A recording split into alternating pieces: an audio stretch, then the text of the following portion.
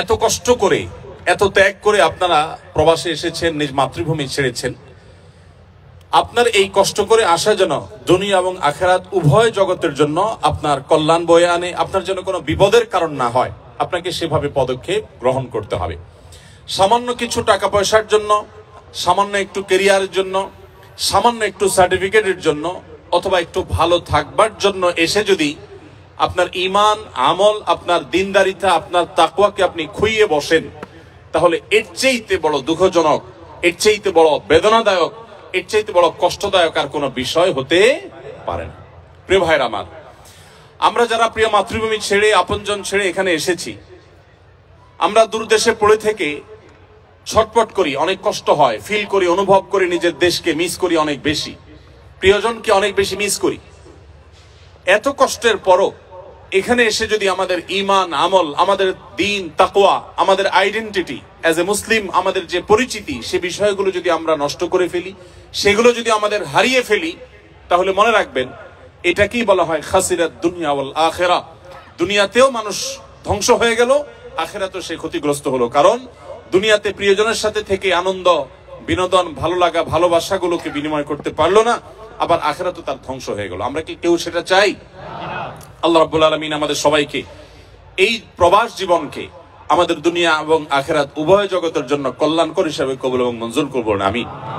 প্রিয় ভাইরা আমার, আমি আপনাদের উদ্দেশ্যে কয়েকটি কথা বলতে চাই।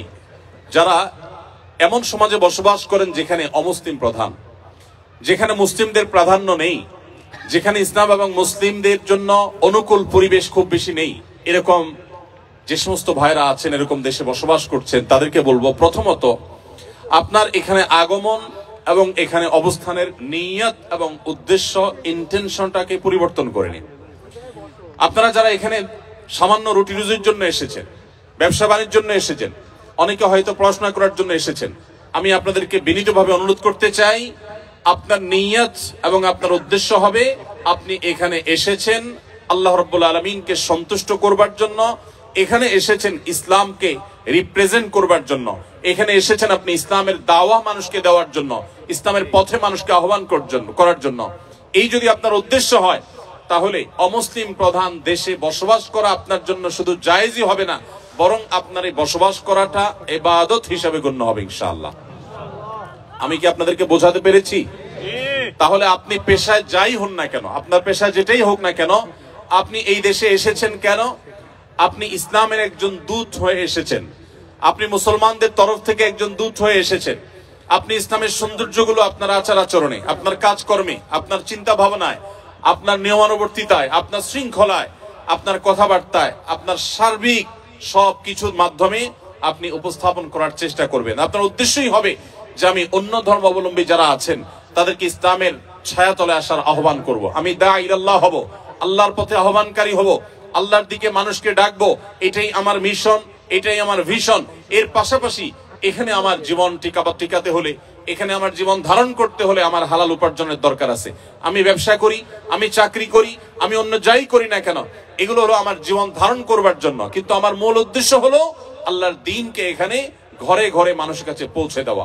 আমরা সবাই যদি এই নিয়তটা ঠিক করে নেই, পরিবর্তন করে নেই, তাহলেই আমাদের জন্য এখানে স্থায়ীভাবে বসবাস করা শুধু জায়েজই নয়, আবারও বলি ইবাদতে পরিগণিত হবে ইনশাআল্লাহ।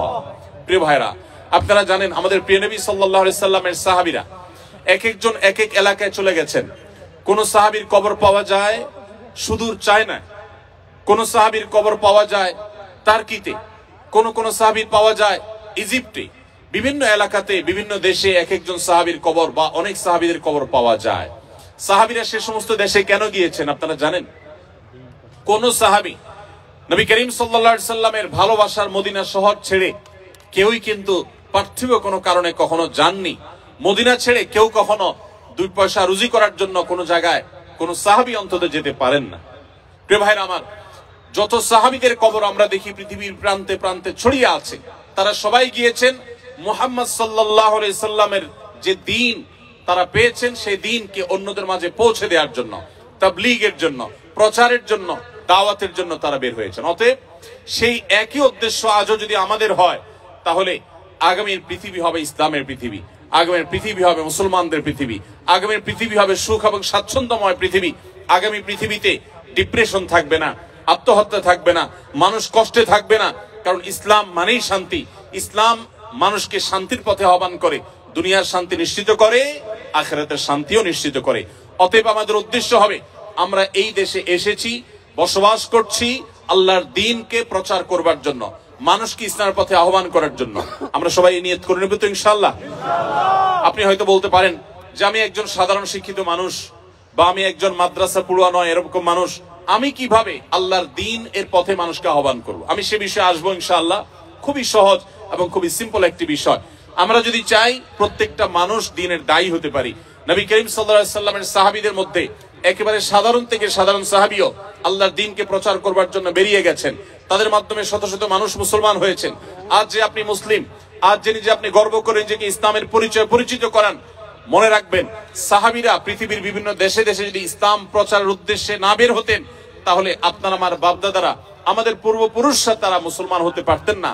আমরাও কিন্তু মুসলমান এই পরিচয় গর্বের সাথে দিতে পারতাম না। অতএব আমাদের আগামীর পৃথিবী যদি মুসলমানের পৃথিবী হয়, আগামীর পৃথিবী যদি ইসলামের পৃথিবী হোক, সেটা আমরা চাই, তাহলে আমাদের উদ্দেশ্য হতে হবে আদ-দাওয়াতু ইলাল্লাহ, বা আল্লাহর পথে মানুষকে আহ্বান করা। আল্লাহর পথে আহ্বানকারী হব তো ইনশাআল্লাহ। মনে রাখবেন, আপনি একা ইবাদত বন্দেগী করে খুব অল্প পরিমাণ সওয়াব কামাতে পারবেন, কিন্তু আপনি যদি দাওয়াত দিয়ে মানুষকে ইসলামের পথে আনতে পারেন, যত মানুষ আপনার মাধ্যমে আসবে কিয়ামত পর্যন্ত, এই সব মানুষগুলো যত নেক আমল করবে, আল্লাহ রাব্বুল আলামিন আপনার আমল নামাতে সেই পরিমাণ সওয়াব দাখিল করাবেন, প্রবেশ করাবেন। এজন্য ভাইরা আমার, ইসলামের দাওয়াতের এই কাজ আমাদের প্রত্যেকের মিশন হতে হবে, ভিশন হতে হবে। আল্লাহ আমাদের সবাইকে সে তৌফিক দান করুন। দ্বিতীয়ত যে বিষয়টি বলবো তা হলো, আপনারা এদেশে এসেছেন ইসলাম প্রচারের স্বার্থে, কাজের স্বার্থে তো আপনারা এদেশের ভাষা শিখেনি, কিন্তু ইসলাম প্রচারের উদ্দেশ্যে আপনারা এদেশের ভাষাকে খুব ভালো করে রপ্ত করবেন। বিশেষ করে উলামা ইকরাম এখানে আছেন, আমি তাদেরকে বিশেষভাবে বলতে চাই, আর আমার সম্মানিত শ্রোতা ভাইদেরকে বলতে চাই, বোনদেরকে বলতে চাই, আপনারা সবাই এই দেশের ভাষা সবচেয়ে গুরুত্ব দিয়ে আপনারা শিখে ফেলবেন। উদ্দেশ্য হবে কি, আমি ভাষা শিখলে আমার চাকরিটা একটু ভালোভাবে হয়তো আমি করতে পারবো, আমার হয়তো অবস্থানটা মজবুত হবে, আমি হয়তো ব্যবসাটা আরো সুন্দরভাবে করতে পারবো। উদ্দেশ্য হয়তো পার্থিব হতে পারে, কিন্তু এই ক্ষেত্রে আপনার উদ্দেশ্যকে ঠিক করে নেন। আমি ভাষা শিখবো কেন? এই কোরিয়ান ভাষা দিয়ে আমি কোরিয়ান ভাইদেরকে, যারা আমাদেরকে তাদের দেশে বসবাস করার সুযোগ দিয়েছে, যারা তাদের দেশে আমাদেরকে ওয়েলকাম থেকে একা যেতে চায় না, তাদেরকে নিয়ে যেতে চাই।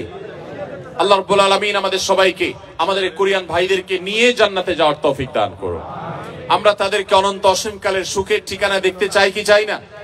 যদি চাই, তাহলে তাদের ভাষা আমাদেরকে শিখতে হবে, কারণ তাদের ভাষা শিখলে আমি ইসলামটাকে আমি আমার মতো করে, তাদের বোঝার মতো করে আমি উপস্থাপন করতে পারবো। এই জন্য ভাইরা, আপনারা কোরিয়ান ভাষাটা খুব ভালো করে রপ্ত করবেন। আবার বলছি, উদ্দেশ্য হবে যে আমি তাদেরকে আল্লাহর পথে আহ্বান করব। আমি জাপানে গিয়েছি, টোকিওতে আমি বাংলাদেশি প্রবাসী ভাইদেরকে দেখেছি। অনেক বাংলাদেশি ভাইরা আছেন যাদের হাতে অগণিত জাপানিজরা মুসলমান হয়েছে।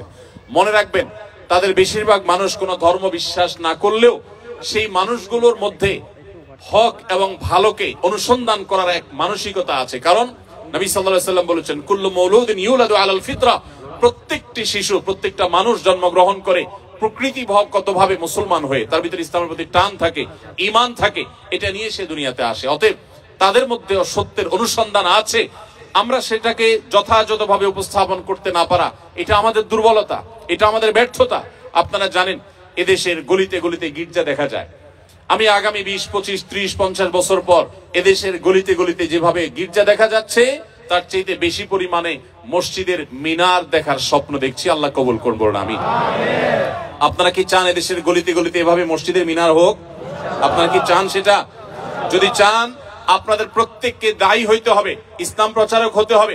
আপনারা যদি দায়ী হতে রাজি থাকেন, আমি প্রতিশ্রুতি দিচ্ছি, ইমাম সাহেবগণ, ওলামা ইকরাম আছেন, তারা যদি বলেন যে আমাদের প্রবাসী ভাইদের মধ্যে বিশেষায়িত প্রোগ্রাম করে কেউ যদি দায়ী আল্লাহ হতে চান, ইসলাম প্রচারে কাজ করতে চান, তাহলে আমরা তাদেরকে বিশেষভাবে প্রশিক্ষণ দেওয়া, তাদেরকে সময় দেওয়া, তাদের জন্য আলাদা প্রোগ্রামের অ্যারেঞ্জ করার জন্য আমি ইনশাআল্লাহ সময় দিতে প্রস্তুত আছি। ভাইরা আমার, ডক্টর জাকির নায়েক কি কোনো মাদ্রাসায় পড়ালেখা করেছেন? তিনি যদি একজন জেনারেল শিক্ষিত মানুষ হয়ে, একজন চিকিৎসক পেশায় একজন চিকিৎসক হয়ে যদি আল্লাহর দ্বীনের পথে গোটা পৃথিবীর মানুষকে আহ্বান করতে পারেন, তাহলে আপনি আমি পারবো কি পারবো না? ইনশাআল্লাহ। আমাদের সবার জন্য সৎ সাহস লাগবে। আমরা এক একজন ইসলাম এবং মুসলমানদের পক্ষ থেকে দূত হয়ে এই দেশে শেষ দিন পর্যন্ত আমরা বসবাস করবো ইনশাআল্লাহ। তাহলে দ্বিতীয়ত যেটি বলেছি তা হলো এই দেশের মানুষের ভাষা আপনাদেরকে শিখতে হবে। আপনারা জানেন এখানে অনেক খ্রিস্টান মিশনারি ভাইয়েরা বোনেরা তারা আপনাদেরকে কেমন আছেন বলে যখন প্রশ্ন করে তখন আপনাদের কাছে অনেক ভালো লাগা কাজ করে, কারণ আপনার ভাষা তারা জানে, তাই না? এর চাইতে বড় দুর্ভাগ্যজনক বিষয় কি হতে পারে? মুহাম্মদ সাল্লাল্লাহু আলাইহি সাল্লামের উম্মত আপনি, আল্লাহর পক্ষ থেকে একমাত্র দ্বীনের ধারক আপনি, অথচ আপনাকে দাওয়াত দেওয়া হচ্ছে খ্রিস্ট ধর্মের। আপনি আপনার দ্বীনকে সুন্দরভাবে সুচারুরূপে অত্যন্ত চমৎকার ভাবে এদেশে মানুষের সামনে উপস্থাপন আপনি করতে পারেন নাই। এর চাইতে লজ্জার, এর চাইতে দুঃখের আর কিছু হতে পারে না।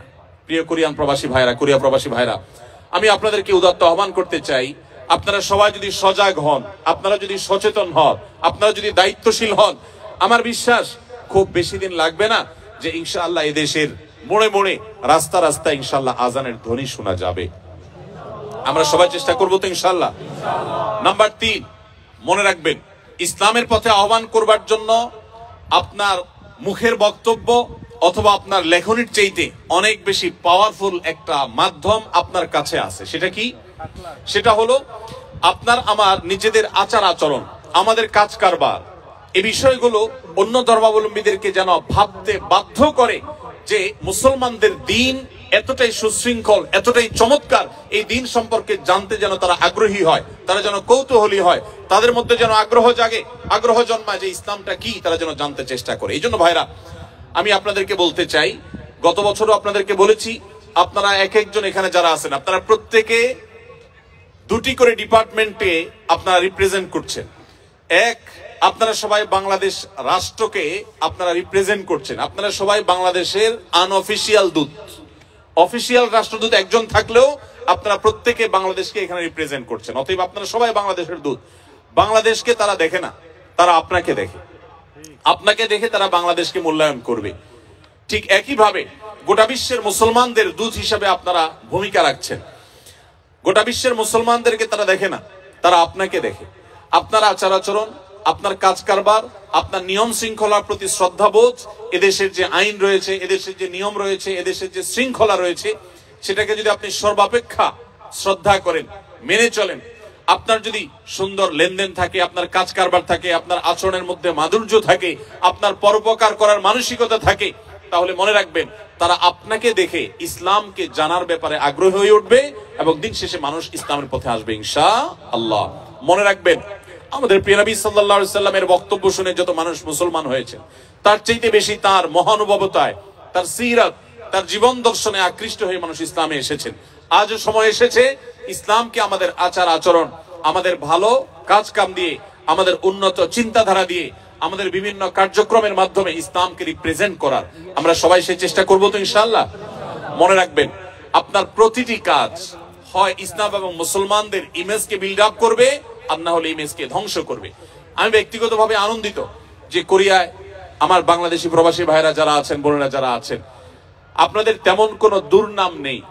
আমাদের বাংলাদেশি প্রবাসীরা অনেক দেশে আছেন যে সমস্ত দেশগুলোতে নানা কারণে দুর্নাম হয়ে গেছে, সে সমস্ত দেশে আমাদের বাংলাদেশিদের মুখ অনুজ্জ্বল। আলহামদুলিল্লাহ, আমার স্বদেশী ভাইরা যারা এই দেশে বসবাস করছেন, কোরিয়া প্রবাসী ভাইদেরকে আমি স্পেশাল ভাবে ধন্যবাদ জানাচ্ছি, আপনাদের প্রতি কৃতজ্ঞতা জানাচ্ছি যে আপনাদের তেমন কোন দুর্নাম নেই। এর জন্য অবশ্য নেতৃবৃন্দ যারা আছেন, বিভিন্ন সোসাইটিকে যারা নেতৃত্ব দিচ্ছেন, নিশ্চয়ই তাদের অবদান আছে, নিশ্চয়ই উলামা ইকরাম ইমাম সাহেবদের অবদান আছে, নিশ্চয়ই আপনাদের সবার সদিচ্ছা আছে। আল্লাহ তাআলা আপনাদের সবাইকে আপনাদের এই সুনামকে ধরে রাখার, বরং এটাকে আরো সামনে নিয়ে যাওয়ার তৌফিক দান করুন। আমিন। ভাইরা আমার, তাহলে আমার তৃতীয় পয়েন্টটি হলো যে আপনার সুন্দর আচরণ, আপনার কথাবার্তা, আপনার আইন শৃঙ্খলাকে মেনে চলার মানসিকতা, আপনার সার্বিক আচার আচরণ দ্বারাই আপনি ইসলামের পথে মানুষকে আহ্বান করবেন। আপনার কর্মকাণ্ডই দাওয়াত দিবে ইসলামের পথে মানুষকে। চেষ্টা করবো তো সবাই ইনশাআল্লাহ। নাম্বার 4, আপনি প্রবাসে থেকে যদি আল্লাহর দ্বীনকে রিপ্রেজেন্ট করতে চান আর নিজের ঈমান আমলকে হেফাজত করতে চান, মনে রাখবেন আপনি কিছু পয়সা কামাই করতে এসে যদি আপনি বেঈমান হয়ে চলে যান, অথবা আপনি ঈমানদার আছেন, আপনার ছেলে মেয়ে তারা বেঈমান হয়ে যদি চলে যায়, পরের জেনারেশনটা যদি ধ্বংস হয়ে যায়, তো এর চাইতে বড় দুর্ভাগ্যের বিষয় আর কিছু হতে পারে না। অতএব এই বিষয়টিকে মাথায় রেখে আমি আপনাদেরকে অনুরোধ করব যে আপনারা সবাই সবসময় চেষ্টা করবেন, সচেষ্ট থাকবেন যে আপনারা যেখানেই থাকেন না কেন আশেপাশে মসজিদগুলোর সাথে আপনারা ইনভলভ হয়ে থাকবেন।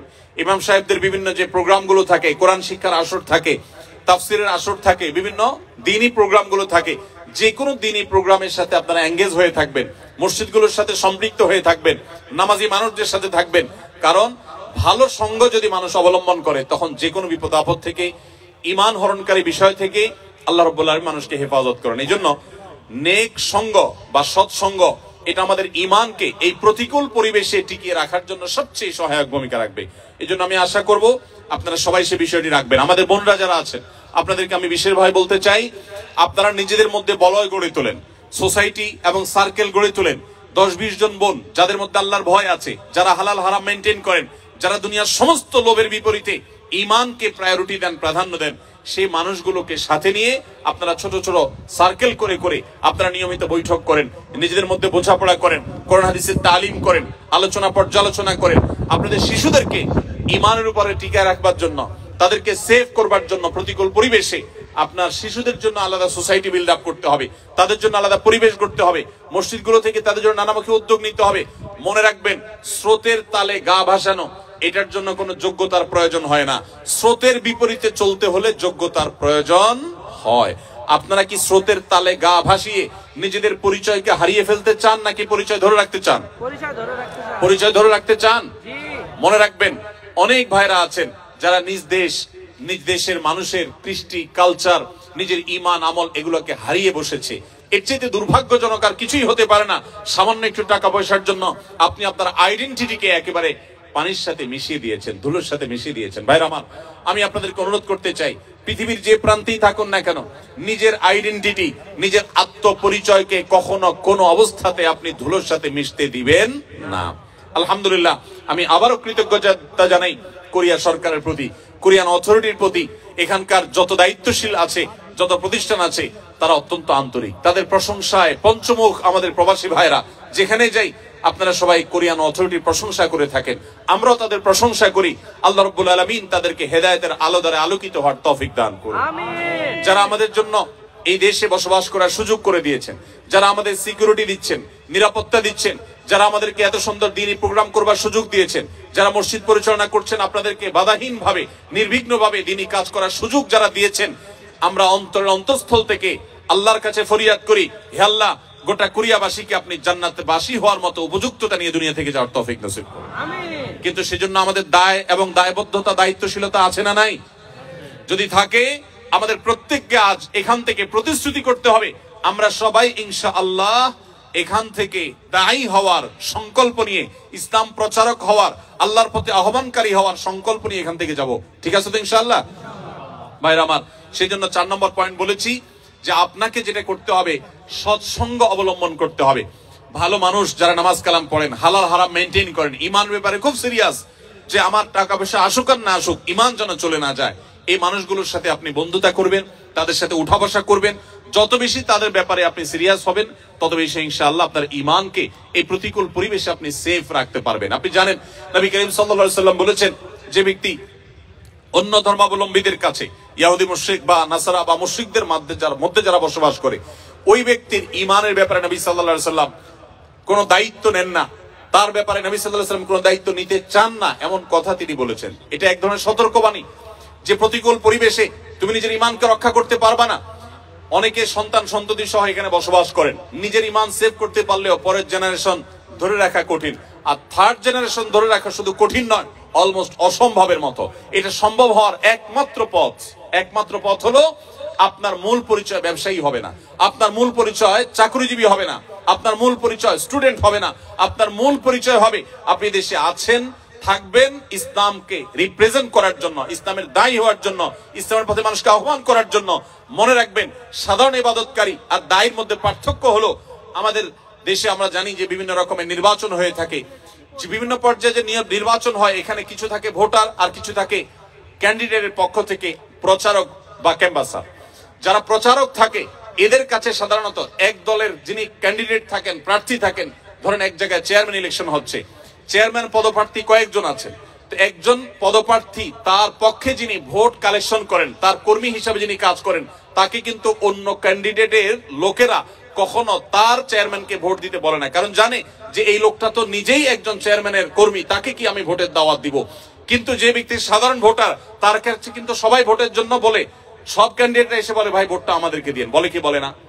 আপনি যদি সাধারণ মুসলমান হয়ে থাকেন, আপনাকে শয়তান দাওয়াত দিবে যে তুমি শয়তানিতে চলে আসো, এদেশের মানুষের কুফরিগুলা তুমি গ্রহণ করো। আর যদি আপনি নিজে ইসলাম প্রচারক হন, তাহলে শয়তান আপনার ব্যাপারে নিরাশ হয়ে যাবে যে না, এই লোককে তো দাওয়াত দিয়ে লাভ নাই, এ তো নিজেই আল্লাহর পথে মানুষকে দাওয়াত দিচ্ছে। এজন্য আমাদের ঈমানকে টিকিয়ে রাখার একমাত্র উপায় হলো দাওয়াতের কাজ করা, দাঈ ইলাল্লাহ হওয়া। সবাই চেষ্টা করবো তো ইনশাআল্লাহ। আপনারা যদি দাঈ ইলাল্লাহ হতে চান, আমি অলরেডি 4টি পরামর্শ দিয়েছি, 5 নম্বর পরামর্শ বলে শেষ করব। এই 5টি পয়েন্ট যদি আপনি মাথায় রেখে চলেন, ওলামা ইকরামের যদি সহযোগিতা নেন, আমি বিশ্বাস করি যে একটা নির্দিষ্ট সময়ের পর, 6 মাস 1 বছর পর, আপনারা সবাই ইনশাআল্লাহ ইসলামের দায়ী হতে পারবেন। আল্লাহ আমাদের সবাইকে তৌফিক দান করুন। 5 নম্বর সর্বশেষ যে পয়েন্টটি বলতে চাই তা হলো, ইসলামের পথে মানুষকে আহ্বান করার জন্য আল্লাহ সুবহানাহু ওয়া তাআলার কাছে চোখের পানি ফেলে দোয়া করতে হবে। আমি শুরু থেকে বলছি, যে দেশ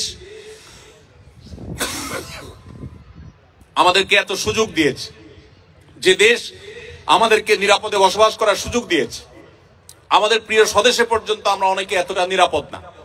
ঠিকই ঠিক না বলেন? আমাদের প্রিয় স্বদেশেও আমরা অনেকে এলাকাতে গেলে পালিয়ে বেড়াইতে হয়, অনেকে আছেন যে নানান মামলা মোকদ্দমা দিয়ে রাখা হয়, এয়ারপোর্ট থেকে অনেককে হয়রানি করা শুরু করা হয়।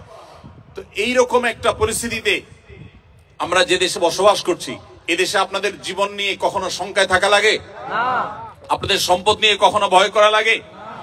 তো যে দেশের মানুষ আমাদেরকে এতটা নিরাপত্তা দিয়েছে, এতটা সুযোগ দিয়েছে, আমি এখান থেকে হালাল উপার্জন করার সুযোগ পাচ্ছি, আমরা তাদের প্রতি যে কৃতজ্ঞতা বোধ, সেই কৃতজ্ঞতা বোধ থেকে আজ থেকে আপনার যত দোয়া হবে, আপনি প্রত্যেক দোয়াতে একবারের জন্য হলেও বলবেন, আল্লাহ এদেশের যে মানুষগুলো এত সুন্দর, এত সভ্য, এত ভদ্র, এত সত্য কথা বলে, এত সৎ এবং ন্যায়পরায়ণ, শুধু তাদের ঈমানটুকু নেই, হে আল্লাহ আপনি আমাকে ক্যাপাবল করে দেন, আমাকে সেই যোগ্যতা দেন, আমি যেন তাদের সবাইকে ঈমানের পথে আহ্বান করতে পারি।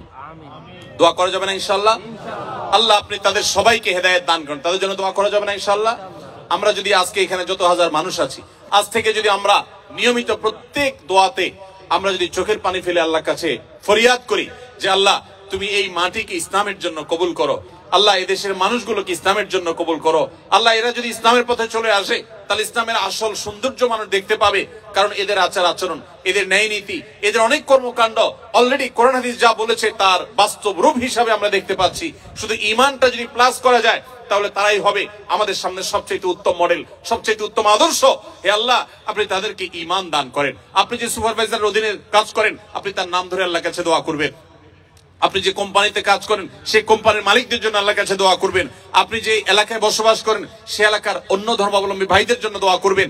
এভাবে যদি সবার জন্য আপনি দোয়া করেন, চোখের পানি ফেলেন, মনে রাখবেন নবী করিম সাল্লাল্লাহু আলাইহি সাল্লাম বদরের সময় আল্লাহর কাছে চোখের পানি ফেলে দোয়া করেছেন এবং বলেছেন, আল্লাহ যদি আপনি চান আজকের পরে আর আপনাকে ইবাদত কেউ করার থাকবে না, তো সেটা হতে পারে, আর যদি আপনি চান আপনার দিনকে টিকাবেন, সেটাও হতে পারে।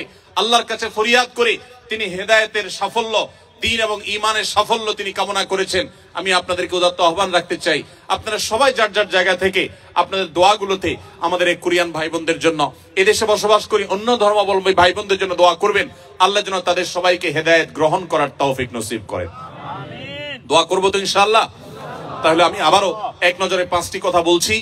যারা এই পৃথিবীর এমন কোন দেশে বসবাস করছেন যেখানে অমুসলিমদের প্রাধান্য রয়েছে, যেখানে থেকে আপনার ঈমানকে টিকিয়ে রাখাকে আপনি চ্যালেঞ্জিং মনে করছেন, যেখানে প্রতিকূল পরিবেশ রয়েছে, যেখানে হালাল হারাম মেইনটেইন করা কঠিন, যেখানে পর্দা মেইনটেইন করা কঠিন, আমরা রিজিকের প্রয়োজনে সেখানে এসে পড়েছি, আমি তাদেরকে বলতে চাই, প্রথমত আপনার এই আসার উদ্দেশ্যটাকে পরিবর্তন করেন। টাকা পয়সার জন্য, চাকরি বাকরি বা ব্যবসা বাণিজ্যের জন্য নয়, আপনার এখানে থাকাটাই হবে আল্লাহর দ্বীনকে মানুষের সামনে রিপ্রেজেন্ট করবার জন্য, দাওয়া ইলাল্লাহর জন্য, আল্লাহর পথে মানুষকে আহ্বান করার জন্য, জাহান্নাম থেকে মানুষকে জান্নাতের পথে আনার জন্য, মানুষকে মুক্তির পথে দেখাবার জন্য আপনি আসছেন। এই উদ্দেশ্যটাই যদি আপনার মূল হয়ে যায়, তাহলে আপনার ব্যবসার ক্ষতি হোক, দাওয়াত যেন ঠিক থাকে, চাকরি চলে যাক, দাওয়াত যেন ঠিক থাকে, আপনার অন্য সবকিছুতে স্যাক্রিফাইস করবেন, কম্প্রোমাইজ করবেন, কিন্তু দাওয়াতের কাজে, ইসলামের কাজে আপনি কম্প্রোমাইজ করবেন না। নাম্বার 2, আপনাকে যে দেশে আছেন সে দেশের মানুষের ভাষা শিখতে হবে। তাদের ভাষা যদি আপনি রপ্ত করতে পারেন তাহলে তাদেরকে দাওয়াত দিতে পারবেন। ভাষা শিখলে আপনার স্কিল ডেভেলপ হবে, আপনার চাকরি, আপনার ব্যবসা ভালোভাবে করতে পারবেন। কিন্তু উদ্দেশ্য সেটা হবে না। উদ্দেশ্য হবে যে আমি এই ভাষা শিখে তাদেরকে আল্লাহর কথা আমি ব্যাখ্যা করব, কোরআনের কথা বলবো, সুন্নাহর কথা বলবো। ভাইরা আমার, আপনাদের হয়তো অনেকের কাছে জিনিসটা একটু অস্বাভাবিক মনে হচ্ছে যে মানুষগুলো এত উন্নত জ্ঞানে, বিজ্ঞানে, তথ্যে, প্রযুক্তিতে, অবকাঠামোতে, অন্য অনেক দিক থেকে তারা এগিয়ে আছে, তারা আমাদের ধর্মের জন্য তারা কি আদৌ লালায়িত? বিশ্বাস করুন, গোটা পৃথিবী যত উন্নত দেশ পাবেন, প্রত্যেকটা উন্নত দেশের মানুষেরা তাদের মধ্যে এক ধরনের শূন্যতা কাজ করছে। বিভিন্ন দেশে যাওয়ার সুযোগ আমার হয়েছে। আপনারা একটু ডানে বামে যদি খেয়াল করেন, গভীরভাবে দেখবেন যে সুখের মধ্যে থাকা মানুষগুলো, বাহ্যিকভাবে সুখের মধ্যে থাকা মানুষগুলোর মানসিক একটা কষ্ট আছে, যন্ত্রণা আছে। এই জন্য আত্মহত্যার প্রবণতা আপনার গরিব দেশে যতটা হয় তার চাইতে ধনী দেশে আত্মহত্যার ঘটনা বেশি ঘটে। কেন ঘটে জানেন? সবকিছু আছে, মানসিক প্রশান্তি জিনিসটা নেই। এই মানসিক প্রশান্তি, আল্লাহর কসম, ঈমান ছাড়া, ইসলাম ছাড়া মানসিক প্রশান্তি আসার আর কোনো পথ পৃথিবীতে খোলা নেই। আল্লাহর দ্বীন ছাড়া, ইসলাম ছাড়া শান্তি আসার কোনো পথ খোলা নেই। অতএব আপনার নিজেকে আপনাকে হীনমন্যতাকে ছুঁড়ে ফেলে দিতে হবে। আপনার মধ্যে আত্মবিশ্বাস থাকতে হবে, আপনার মধ্যে দৃঢ়চেতা চিন্তা থাকতে হবে, এই চিন্তা চেতনা থাকতে হবে, আপনার আদর্শিক এই বলিষ্ঠতা থাকতে হবে যে আমি এই যে দিনকে ধারণ করছি, আমি নিজে হতভাগা, আমি কপাল পড়া, আমি জানি না এই ইমানের মূল্য কি, আমি জানি না ইসলামের মূল্য কি। যে ইসলাম নাই যার মধ্যে, তার টাকা পয়সা আছে, জ্ঞান বিজ্ঞান আছে, তথ্য প্রযুক্তি আছে, বিজনেস আছে, তার মধ্যে অনেক কিছু আছে, কিন্তু তার মানসিক প্রশান্তি জিনিসটা নেই। তারা এক ধরনের হতাশার মধ্যে থাকে, ডিপ্রেশনের মধ্যে থাকে, কারণ তাদের আসলে বলার কোনো জায়গা নেই। যে আল্লাহর প্রতি বিশ্বাস করে, আল্লাহ তাআলা বলেছেন যালিকা বিআন্নাল্লাহা মাওলাল্লাযীনা আমানু ওয়া আন্নাল কাফিরিনা লা মাওলা লাহুম। ঈমানদারদের অভিভাবক আছে, যত কষ্ট আছে সে তাহাজ্জুদে উঠে আল্লাহর কাছে চোখের পানি ফেলে দোয়া করে বলে, 5 ওয়াক্ত নামাজের পরে বলে, বিভিন্ন সময় 2 হাত তুলে বলে, মাবুদ আমি বিপদে আছি। তার একটা বলার জায়গা আছে।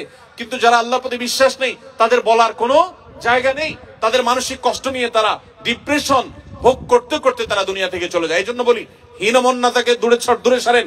আপনার টাকা নেই, আপনার পয়সা নেই, আপনার বাহ্যিক আচার আচরণ হয়তো ভালো না, এজ এ মুসলিম যতটুকু হওয়া দরকার ততটুকু হয়তো না, কিন্তু আপনার ঈমান আছে, যে ঈমান হয়তো তাদের নাই। অতএব তাদেরকে ঈমানটা আমাদের ডেলিভারি করতে হবে ইনশাআল্লাহ। এই জন্য ভাষা শিখতে হবে। তৃতীয়ত বলেছি, উন্নত চরিত্র, সুন্দর আচরণ আমাদেরকে ধারণ করতে হবে। মনে রাখবেন, তারা আমাদের ধর্মগ্রন্থ পড়ে না, তারা আমাদেরকে দেখে। অন্য ধর্মাবলম্বীরা আমাদের ধর্মগ্রন্থ পড়ে, কিন্তু তারা আমাদেরকে পড়ে। ব্যক্তি আপনাকে আমাকে পড়ে, আপনার আমার কাজকর্ম, আমার উঠা বসা, আপনার আমার চলাফেরা, আমাদের সবকিছু তারা দেখে। এটা পড়ে তারা রিড করার চেষ্টা করে যে ইসলামটা আসলে কি, ইসলামটা কি, ইসলামের সংজ্ঞা তারা কোরআন খুলে পড়ে না, হাদিস খুলে পড়ে না, তারা আপনার চেহারা, আপনার কাজে, আমার কাজে তারা পড়ে। অতএব আমাদের কাজ কর্মের সৌন্দর্যের সবটুকুন এখানে উজাড় করে দিতে হবে। এদেশের মানুষের যে সততা, নিষ্ঠা, সত্যবাদিতা, এদের মধ্যে যে ছলছাড়াছাড়ি না করার প্রবণতা, এই ভালো গুণগুলো আমি আশা করব যারা দেশে ফিরে যাবেন অথবা এখানে থাকবেন, এই ভালো গুণগুলো অর্জন করতে কোনো কার্পণ্য করবেন না। তাদেরকে আপনি ঈমান দিবেন, আর তাদের কাছ থেকে যে আখলাকটা অলরেডি কোরআন হাদিসে আপনাকে বলা হয়েছে সেটা আপনি ধারণ করার চেষ্টা করবেন ইনশাআল্লাহ। 4 নম্বর বলেছি, আপনার দাওয়াতের কাজের জন্য, ঈমানকে রক্ষা করবার জন্য প্রতিকূল পরিবেশে ভালো মানুষদের সঙ্গ, মসজিদ কেন্দ্রিক আপনি উঠা বসা করবেন। কখনো নামাজি আল্লাহওয়ালা মানুষের সঙ্গ আপনি হাতছাড়া করবেন না। সর্বশেষ আল্লাহর কাছে চোখের পানি ফেলবেন, দোয়া করবেন, আল্লাহ রাব্বুল আলামিন আপনাকে, আমাকে, আমাদের সবাইকে প্রতিকূল পরিবেশে ঈমানের উপরে টিকে থাকার তৌফিক দান করুন, বলুন আমিন। আমরা চাই কিনা যে আমরা যখন কিয়ামতের দিন আল্লাহর সামনে হাজির হব, আমাদের পেছনে শত শত মানুষ লাইন ধরে থাকবে, যে মানুষগুলো আমাদের মাধ্যমে ইসলামে এসেছে, তাদেরকে নিয়ে আমরা জান্নাতে যেতে চাই কি চাই না বলেন তো? সবাই চান? কে কে চান একটু হাত তুলে দেখান তো। আল্লাহ আমাদের সবার হাতগুলোকে আপনি কবুল মঞ্জুর করেন। আল্লাহ আমাদের সবার হাতগুলোকে আপনি কবুল মঞ্জুর করেন। আল্লাহ আমাদের সবাইকে জান্নাতে যাওয়ার তৌফিক দান করেন। শত শত মানুষকে নিয়ে জান্নাতে যাওয়ার তৌফিক দান করুন। আল্লাহ এই কোরিয়ার মাটিকে আপনি ইসলামের জন্য কবুল মঞ্জুর করবেন না, আমিন। জাযাকুমুল্লাহ খাইর ওয়া আখিরু দাওয়ানা আলহামদুলিল্লাহি রাব্বিল আলামিন। ভাই, যেহেতু প্রশ্ন উত্তর আছে, আবার সময় একেবারে কম, বিধে আমি প্রশ্ন উত্তরে চলে যাচ্ছি। খুব বেশি দীর্ঘায়িত করলাম না আলোচনা। আপনাদের অগণিত প্রশ্ন আছে। আমি গত বছরও যে প্রশ্নগুলোর উত্তর দিতে পারি নাই, আমি মাওলানা ওমর ফারুককে বিশেষভাবে ধন্যবাদ জানাই যে তিনি সেই প্রশ্নগুলো রেখে দিয়েছেন এবং আমাকে বাক্স ধরাই দিয়েছেন যে গত বছরের যে প্রশ্নের উত্তর আপনার দেওয়ার বাকি ছিল সেগুলো উত্তর দিয়ে তারপর এবার যাবেন। আলহামদুলিল্লাহ ভাই আমাকে সবগুলো ধরাই দিয়েছেন, আপনাদের কোনো প্রশ্ন ফেলা হয় নাই। যে প্রশ্নগুলো উত্তর দেওয়ার মতো তার সবগুলো আছে। এবছরও যদি কোনো প্রশ্নের উত্তর আমরা দিতে না পারি, আমি সাথে করে বাংলাদেশে নিয়ে যাব। প্রতি শুক্রবার আমার পেজে যে লাইভ হয়ে থাকে সেখানে আপনারা প্রশ্ন উত্তর ইনশাআল্লাহ শামিল হতে পারেন। আল্লাহ তাআলা আমাদের সবাইকে যা শুনবো আমল করার তৌফিক দান করুন। ভাইরা আমার, মাওলানা মিজানুর রহমান আজহারী সাহেব ইনশাআল্লাহ আসরের সময় ইনশাআল্লাহ এসে উপস্থিত হবেন। আসরের পরে বক্তব্য হবে, মাগরিবের মধ্যে আমরা আশা করছি শেষ করব। আমি আপনাদেরকে বলবো ধৈর্য ধারণ করে প্রোগ্রামের শেষ পর্যন্ত আপনারা সুশৃঙ্খলার সাথে বসবেন। আমি খুবই আনন্দিত যে আপনারা সুশৃঙ্খল একটা পরিবেশে আছেন এবং আমাদের স্বদেশী ভাইদেরকে নিয়ে যেখানে আয়োজন হয় আমার একটা ভয় কাজ করে। আমি আয়োজকদেরকে বলেছি যে কোন উল্টাপাল্টা করে বসবে, কোথায় আবার কোথায় মারামারি লেগে যাবে, ধাক্কাধাক্কি লেগে যাবে, আল্লাহ না করুন এরকম কিছু হলে পরবর্তীতে আর প্রোগ্রাম করার কোনো সুযোগ থাকবে না। বিধায় আমরা আলহামদুলিল্লাহ যে সুশৃঙ্খল পরিবেশে আছি এটা বজায় রাখবো। আল্লাহ আমাদেরকে তৌফিক দান করুন। আসুন্নাহ ফাউন্ডেশনে আপনারা অনেকে দেশে আপনাদের আত্মীয় স্বজনের মাধ্যমে আপনারা টাকা পয়সা জমা দিয়েছেন। আপনাদের আমানতকে সর্বোচ্চ রক্ষা করবার জন্য আমরা আমাদের শেষ শক্তি দিয়ে চেষ্টা করে যাই, সর্বশক্তি আমরা ব্যয় করে থাকি। আলহামদুলিল্লাহ আপনাদের প্রিয় প্রতিষ্ঠান এই বন্যা দুর্গত প্রত্যেকটা জেলার প্রতিটা ইউনিয়নে, প্রতিটা গ্রামে, ঘরে ঘরে আলহামদুলিল্লাহ বন্যার্ত মানুষের পাশে আমরা দাঁড়িয়ে ত্রাণ সামগ্রী পৌঁছে দিচ্ছি, ঘর করে দিচ্ছি। যারা কৃষক ক্ষতিগ্রস্ত হয়েছেন তাদের নগদ অর্থ সহায়তা করছি।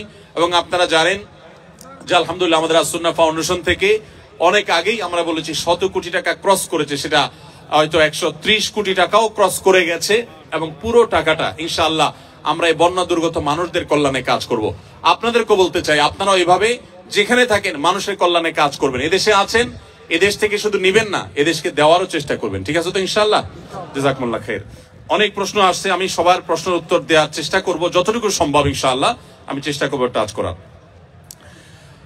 প্রথম প্রশ্ন, কোরিয়ার মধ্যে আমরা কিভাবে দৃষ্টিকে নত রাখবো এবং নিজের ইমানকে বাঁচিয়ে রাখবো এই সম্পর্কে কিছু বলবেন। ইমান বাঁচিয়ে রাখার জন্য ইতিমধ্যে আমরা কয়েকটি পরামর্শ দিয়েছি, যে পরামর্শগুলো আমল করলে বা সেগুলো লক্ষ্য করলে ইনশাআল্লাহ আপনি ইমান বাঁচিয়ে রাখতে পারবেন। সেই সাথে আমি একটু প্লাস করি,